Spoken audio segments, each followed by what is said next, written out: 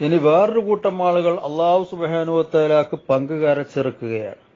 എത്രയോ ദൈവങ്ങൾ, കയ്യും കണക്കുമില്ലാത്ത ദൈവങ്ങൾ, ആഭാസകരമായ രൂപത്തിൽ മനുഷ്യ ബുദ്ധിക്ക് ഒരു നിലക്കും രാജിയാവാൻ കഴിയാത്ത അഭിപ്രായ പ്രകടനങ്ങളുമായി മുമ്പോട്ട് വരുന്ന ഈ ബഹുദൈവാരാധകർ എത്ര വിഡ്ഢിത്തരങ്ങളാ പറയുന്നത്. തൂണിലും തുരുമ്പിലും ദൈവം, ആകാശവും ഭൂമിയും ദൈവങ്ങളാണ്. എത്രമാത്രം മനുഷ്യൻ ഗോപ്യമായി വെക്കുന്ന, രഹസ്യമായി വെക്കുന്നവന്റെ ലിംഗം, ജനനേന്ദ്രിയം ആരാധിക്കപ്പെടുകയല്ലേ ഇവിടെ? നമുക്കറിഞ്ഞുകൂടെ? ശിവലിംഗം അത് ആരാധിക്കപ്പെടുകയാണ്. ലിംഗത്തിന് ആരാധിക്കുന്ന മനുഷ്യർ, ബുദ്ധിയുള്ള മനുഷ്യർ, കരിങ്കല്ലുകൊണ്ട് നിർമ്മിച്ച് പ്രതിഷ്ഠിച്ച് ആരാധനകൾ അർപ്പിക്കുന്ന ഈ വിഡ്ഢികൾ ഏത് നൂറ്റാണ്ടിൽ ജീവിക്കേണ്ടവരാണ്? ഇത്രമാത്രം ശാസ്ത്രീയ സാങ്കേതികമായ പരിജ്ഞാനങ്ങൾ നേടിയ ഈ കാലഘട്ടത്തിൽ അതിനെയൊക്കെ അവഗണിച്ചുകൊണ്ട് ഒരു പ്രത്യേക തരത്തിലുള്ള വിശ്വാസങ്ങളും വിചിത്രമായ ആശയങ്ങളും ഉൾക്കൊണ്ട് ജീവിക്കുന്ന ഒരു കൂട്ടം ആളുകൾ ഉത്തരേന്ത്യൻ സംസ്ഥാനങ്ങളിൽ യോനി പൂജകൾ നടക്കുന്നുണ്ട്. യോനി പൂജ കേന്ദ്രങ്ങളുണ്ട്, യോനി പൂജ ക്ഷേത്രങ്ങളുണ്ട്. ക്ഷേത്രങ്ങളിൽ പ്രതിഷ്ഠിക്കപ്പെട്ടത് യോനിയാണ്, സ്ത്രീയുടെ യോനി. എന്തൊരാഭാസാണത്! ഉത്തരേന്ത്യയിൽ പോയാൽ അങ്ങനത്തെ ഒരുപാട് ക്ഷേത്രങ്ങളെ കാണാൻ, അമ്പലങ്ങളെ കാണാൻ കഴിയും. വിഡ്ഢിത്തരത്തിന്റെ, കോമാളിത്തരത്തിന്റെ കാണപ്പെടുന്ന ഉദാഹരണങ്ങളാണത് മുഴുവൻ. എന്തടിസ്ഥാനത്തിലാണ് ഇതൊക്കെ? എന്തിന് യോനിയെ പൂജിക്കുന്നു, ലിംഗത്തിനെ പൂജിക്കുന്നു, ദൈവങ്ങളാക്കിയതിനെ? അതൊക്കെ ദൈവമെന്നാ പറയുന്നത്. അള്ളാഹുവിനോട് തുല്യതയുള്ള ദൈവങ്ങളാണ് ഈ ലിംഗവും യോനിയും ആകാശവും, ആകാശ ഭൂമിയും, ഭൂമിദേവി, ചന്ദ്രബിംബം, സൂര്യഭഗവാൻ. എന്തൊരു വിഡ്ഢിത്തരാണതൊക്കെ! എന്താണ് ഈ ദൈവം എന്ന് പറഞ്ഞാൽ? ഇത് പറയുന്ന ആളുകൾക്ക് അതിനെന്ത് തെളിവുകളാ ഉള്ളത്? തന്റെ ഇടമുള്ള ആളുകൾ ഒരിക്കൽ പോലും അത്തരം ഒരു ജൽപ്പനങ്ങൾ നടത്താൻ തയ്യാറാവുകയില്ല. പക്ഷേ ഇത് വർത്തമാന കാലഘട്ടത്തിൽ വ്യാപിച്ചുകൊണ്ടിരിക്കുകയാണ്.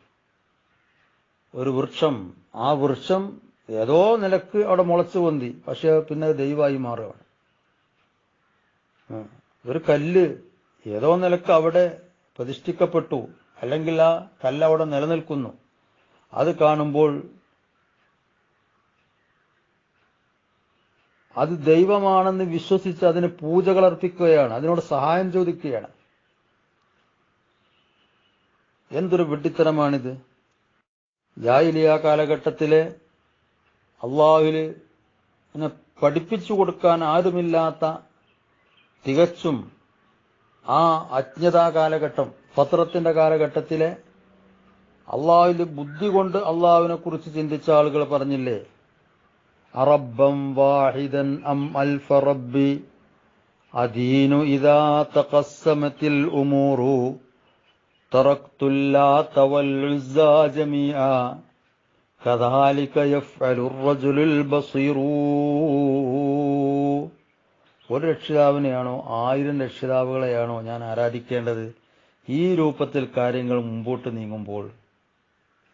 എന്നിട്ട് അദ്ദേഹം അവസാനം പറഞ്ഞു, ലാത്തയെയും ഉസ്സയെയും മുഴുവൻ ഞാൻ ഉപേക്ഷിച്ചിരിക്കുന്നു, ഇതേ തന്റെ ഇടമുള്ള ആളുകൾക്ക് ചെയ്യാൻ പറ്റുള്ളൂ എന്ന്.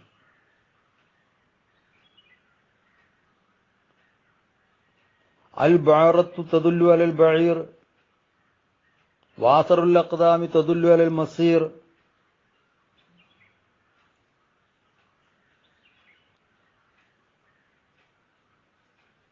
ഒരു ഒട്ടകക്കാഷ്ടം കണ്ടാൽ അവിടെ ഒട്ടകം വന്നിട്ടുണ്ട് എന്നതിന്റെ മേലറിയിക്കും. കാലടയാളങ്ങൾ കാണുമ്പോൾ നടന്നു പോയിട്ടുണ്ട് എന്നതിന്റെ മേലറിയിക്കും. അപ്പോൾ ഈ കാണുന്ന ഫാർലുന്ദാത്തു അഫ്വാജിൻ, ഈ കാണുന്ന മലയിടുക്കുകളും വ്യത്യസ്തമായ പ്രകൃതി രമണീയമായ സംഭവം ആ ഭൂമിയും ഗോളങ്ങളുള്ള ആകാശങ്ങളും തിരമാലകൾ ഒഴുകുന്ന കടലുകളും അലാ തദുല്ലു അൽ ലത്തീഫിൽ ഖബീർ സർവജ്ഞനായ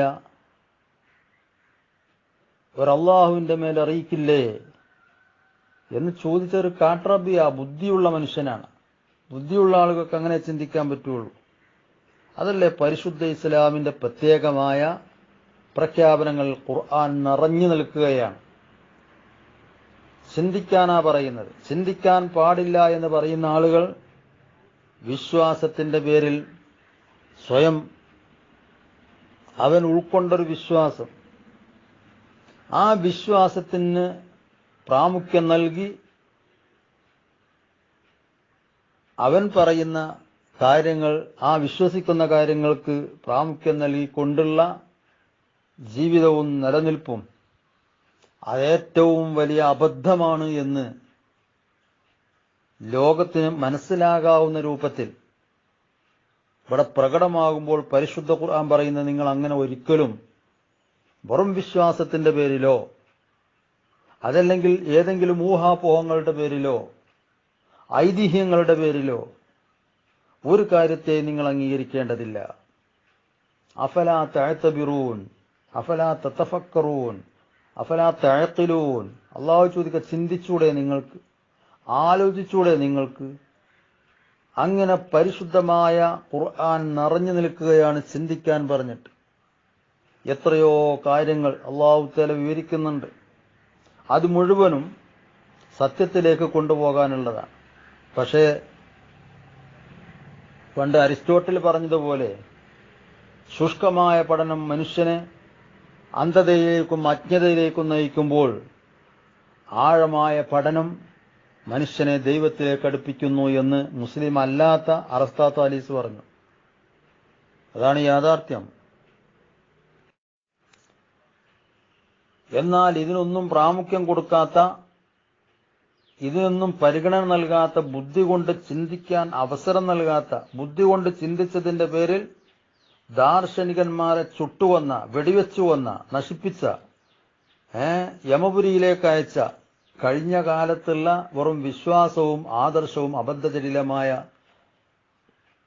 കുറെ അനുമാനങ്ങളും ഐതിഹ്യങ്ങളും കേട്ടുകഥകളും അതിനൊക്കെ പ്രാമുഖ്യം കൊടുത്തുകൊണ്ട് ചിന്തിക്കുന്ന മുഴുവൻ ആളുകളെയും കൊലപ്പെടുത്തിയ, എല്ലാ ദാർശനികന്മാരെയും കൊലപ്പെടുത്തിയ ഭൗതിക ലോകത്ത് അതേ ചിന്തിക്കാനോ അല്ലെങ്കിൽ ആലോചിക്കാനോ ഉള്ള സ്വാതന്ത്ര്യം നിഷേധിക്കപ്പെടുന്നൊരവസ്ഥ ആലോചിച്ചു നോക്കൂ നിങ്ങൾ.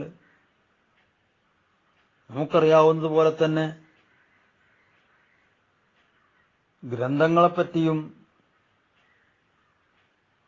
അതുപോലെ മാതൃകയാക്കപ്പെടുന്ന ആദർശ മേഖലകളെക്കുറിച്ചുമൊക്കെ പറയുന്നത് ഐതിഹ്യങ്ങളാണെന്ന. ഐതിഹ്യങ്ങളും കെട്ടുകഥകളുമാണ്. അതിന്റെ പേരിൽ ഒരുപാട് പടച്ചുണ്ടാക്കുക, സ്വയം കുറെ കുരുക്ഷേത്ര യുദ്ധങ്ങളും ഒരുപാട് ലങ്ക യുദ്ധവും, ഇങ്ങനെ ഒരു പറ്റം ആളുകൾ, യുക്തിക്ക് തീരെ യോജിക്കാത്ത മറ്റൊരു വിഭാഗം ആളുകൾ ഇവിടെയുണ്ട്. ദൈവമെന്നും ദൈവപുത്രൻ എന്നും പറയപ്പെടുന്ന അല്ലെങ്കിൽ വിശ്വസിക്കപ്പെടുന്ന ആളെ ക്രൂശിലേറ്റിയ കുരിശും ചുമന്ന് നടക്കുന്ന ആളുകൾ. അത് കാണുമ്പോൾ യഥാർത്ഥത്തിൽ എന്താ വേണ്ടത്? വെറുക്കല്ലേ വേണ്ടത്? സമ്പൂർണമായി സമർപ്പിക്കപ്പെടുന്ന, പ്രത്യേക വിശേഷണങ്ങളുമായി പരിചയപ്പെടുത്തപ്പെടുന്ന യേശുവിനെ കുരിശിലേറ്റി, ആ കുരിശിലേറ്റിയാൽ പിന്നെ ആ കുരിശും ചുമന്ന് നടക്കുക. ആ കുരിശ് അയാൾക്ക് ഒരിക്കലും തന്നെ ഗുണകരമായിരുന്നില്ലല്ലോ, ദോഷല്ലേ ആവുള്ളൂ.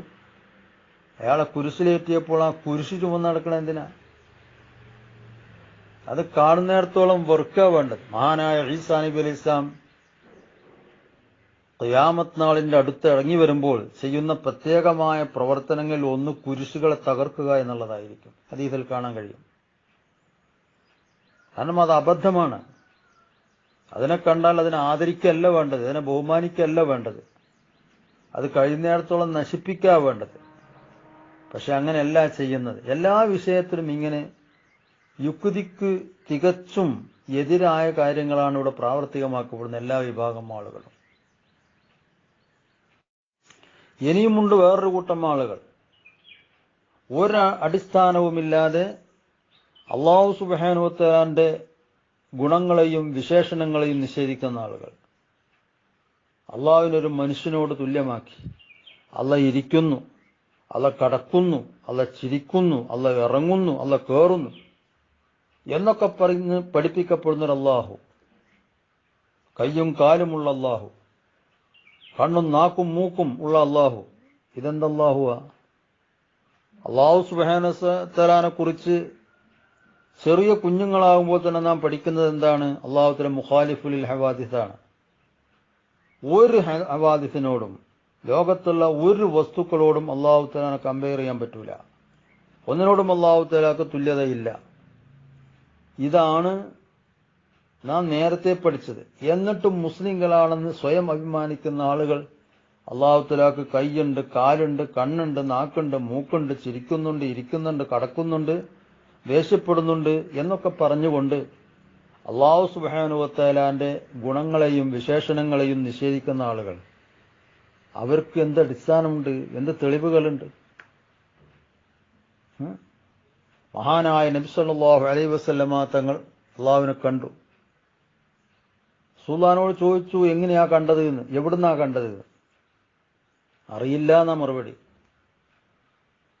മഹാനായ മൂസാ നബി അലൈഹി സ്വലാം അല്ലാഹു തആലയെ കേട്ടു.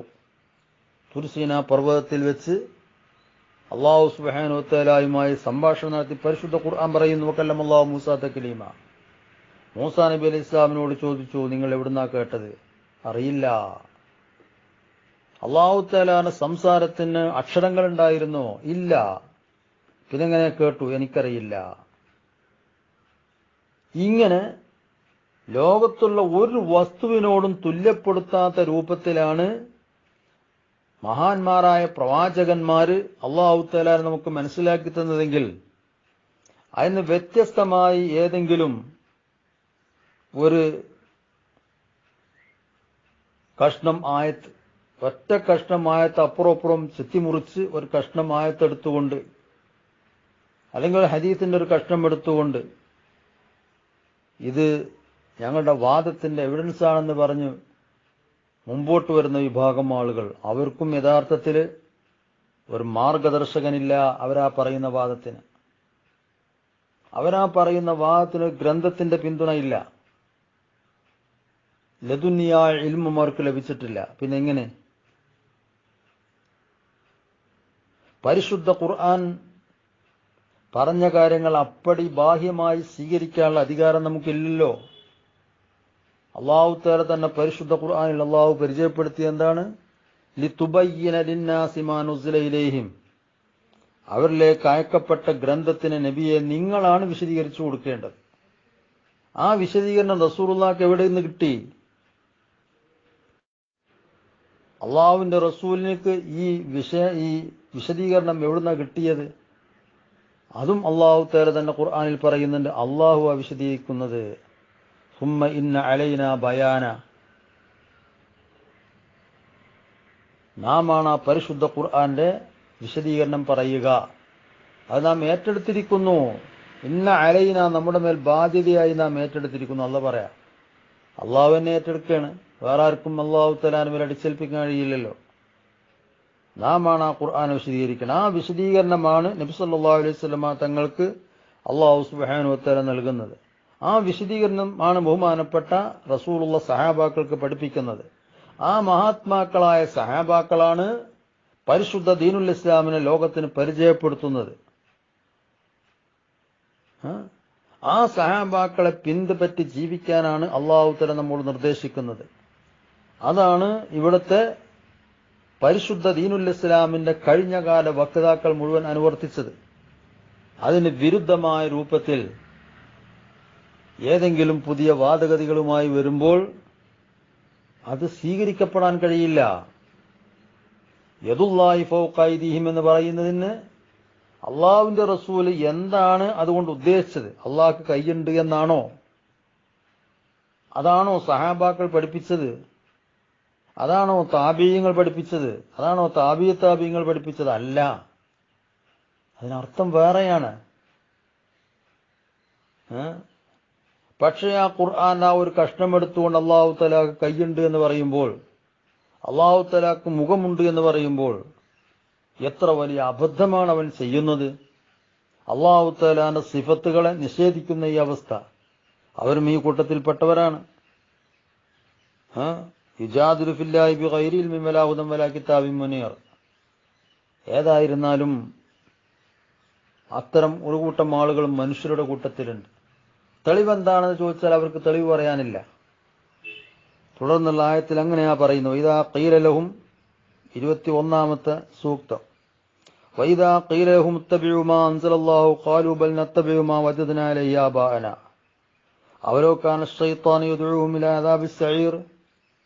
തുടർന്ന് അല്ലാഹു തആല പറഞ്ഞു, അള്ളാഹു അവതരിപ്പിച്ചതിനെ നിങ്ങൾ പിൻപറ്റുക എന്ന് അവരോട് പറയപ്പെട്ടാൽ, അല്ല, ഞങ്ങളുടെ പൂർവ്വപിതാക്കൾ നടന്നു വന്ന മാർഗത്തെയാണ് ഞങ്ങൾ പിന്തുടരുക എന്ന് അവർ പ്രതികരിക്കും എന്ന്. അല്ലാഹു തആല പറയുന്നു, പിശാച് ആ പിതാക്കളെ നരകശിക്ഷയിലേക്ക് വിളിക്കുകയാണെങ്കിലും അവരെ തന്നെയാണോ ഇവർ പിന്തുടരുന്നത് എന്ന്.